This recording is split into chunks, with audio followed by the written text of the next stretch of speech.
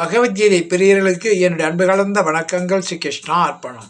ஸ்ரீமத் பகவத்கீதையின் 3வது அத்தியாயம் கர்மயோகம். இதில் 22வது ஸ்லோகத்தில் பகவான் என்ன சொல்றாருன்னா, பார்த்தா உலகிலும் எனக்கு கடமை ஏதும் கிடையாது, அடையாத ஒன்றை இனி அடைந்தாக வேண்டும் என்பதும் இல்லவே இல்லை, ஆயினும் நான் கர்மம் செய்து கொண்டே இருக்கிறேன். இப்போ சூரியனை அது கடமை செஞ்சு சுற்றி வரணும்.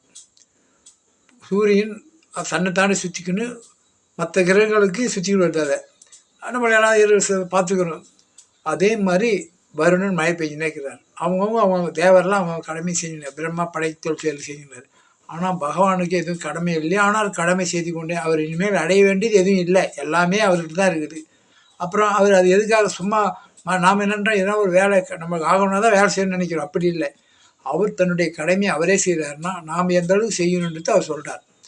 நம்ம அதாவது சோம்பேறித்தனமாக இருக்காமல் அவங்களுக்கு உண்டான கடமை செஞ்சோம்னா நம்ம சந்தோஷம் அடைஞ்சு பேரான பெருநிலையாய முக்தி அடையலாம். அதுக்கு தான் சொல்கிறார்.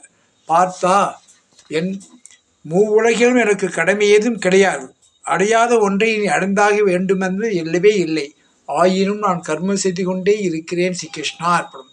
பகவானே வேலை செய்கிறாரு, நம்மளாம் எப்படின்றது நம்மளுக்கு புரிய வைக்கிறார்.